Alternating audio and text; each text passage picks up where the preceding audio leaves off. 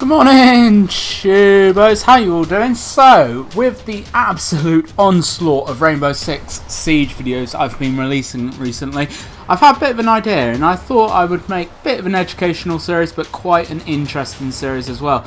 Now, there's 5 factions currently in the game. You've got the British SAS, the FBI SWAT, the GIGN, Spetsnaz, and the GSG-9.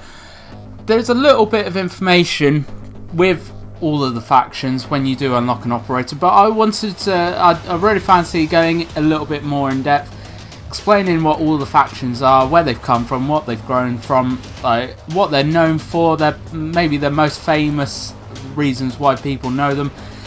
Just like to make a bit of an interesting, different kind of series really. What I'm going to do is put it over a load of Rainbow Six Siege footage, so if you just want to watch gameplay, there's loads of gameplay, but it's a little bit of education for you, and it's actually really interesting where some of these forces have come from. So this one, I'm going to be focusing on the British SAS. I'm going to be starting with them.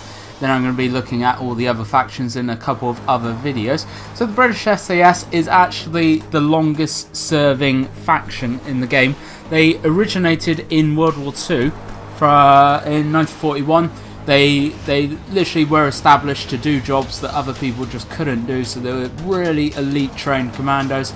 And they went into Germany and France and all over the place. And they did loads and loads of missions and absolutely just destroyed bits of pieces and people that they needed to destroy, and just do things that the regular army couldn't. They're actually a faction. They've branched off from the regular army, and that's where they've originated from. So they were reformed in the 50s, I think it was. So they were actually then more focused on counter-terrorism and just general situations and high-risk incidents that other military factions from Britain couldn't really deal with as such. So these guys are literally the elite of the elite. They are so highly trained and just regulated, and it's crazy.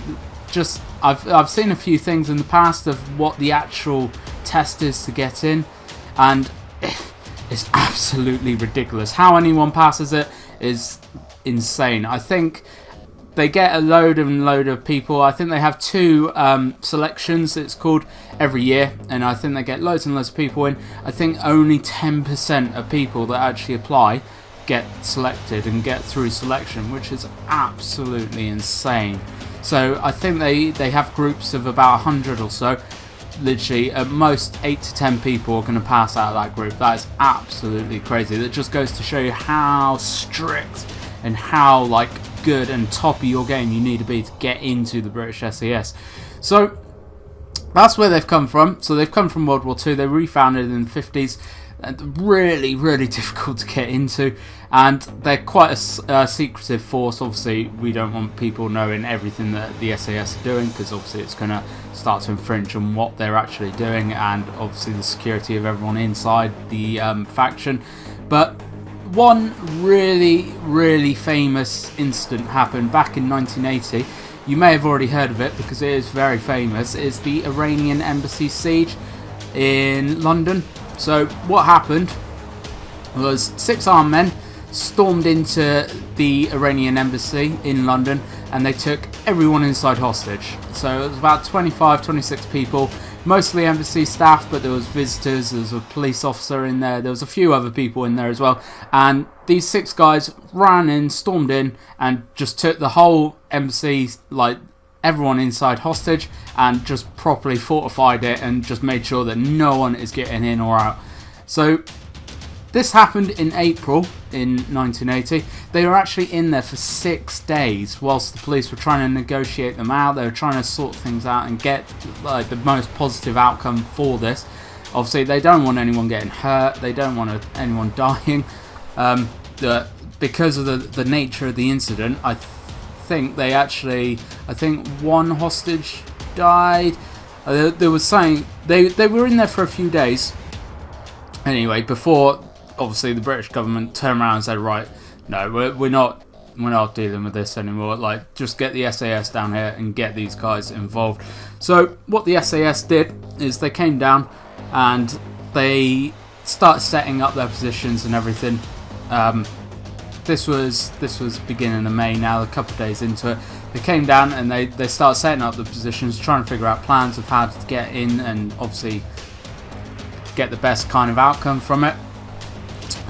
By the sixth day though of the siege, so we're now the 5th of May. Sorry, the government are starting to get really pissed off now. They're obviously tired. They're hungry.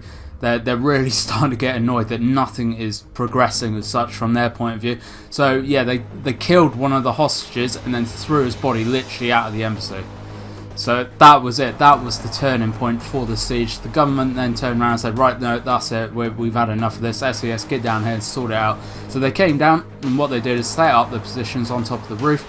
Soldiers abseiled down from the roof of the building and then breached, literally using a breach charge, breached the building, chucked a load of flashbangs and stun grenades inside, and just absolutely raided the shit out of this embassy.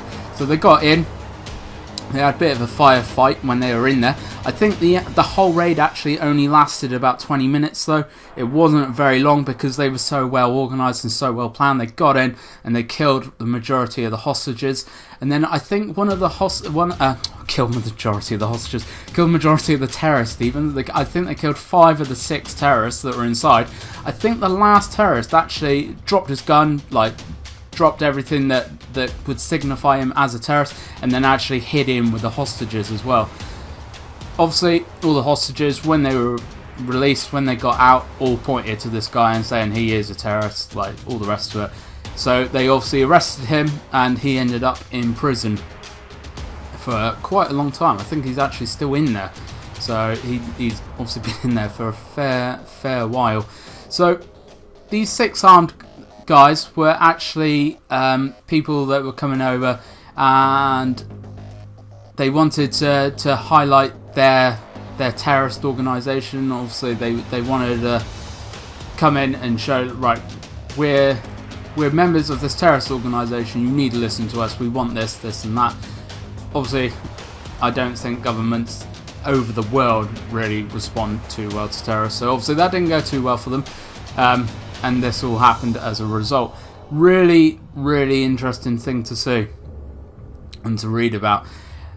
The SAS actually did get into a bit of trouble because they were accused of unnecessarily killing 2 of the terrorists. How it would be unnecessarily is beyond me, to be honest, because these guys are obviously a serious risk of harm to everyone. So how they even got accused of this, I don't know. But all the inquests and all the investigations and everything afterwards actually completely cleared the SAS of any wrongdoing, and they gained so much just like publicity for how they handled this situation that it really showed the world the SAS are really top of their game, and you don't want to be messing with those boys.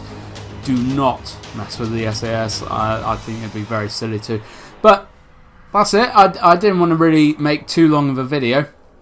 I'm going to keep all these videos about 8 to 10 minutes long so you don't get bored. But really interesting thing to read about and to find out about. So if you are interested in actually reading up a little bit more, I've covered pretty much the whole story. But if you want to go into more depth or anything, it's the Iranian Embassy Siege in London, which started on the 30th of April 1980. So if you do fancy reading a little bit more, have a look at that. Really interesting thing to read about and to learn about. But I hope you've enjoyed this kind of video, guys. I'm going to be putting out the GIGN and the GSG9 one as well pretty soon, so keep an eye out for those. Really hope you enjoyed it. Leave me a comment if you did. Tell me if you liked it. Tell me what you want me to improve, if there is anything. All that kind of lovely fan-dubitastic stuff. If you could hit the subscribe button, the like button, all that lovely fun stuff as well. That would be fan-dubitastic of you. And I will love you forever. But for now, guys, I hope you enjoyed this one. Look out for the next one, and I'll catch you next time.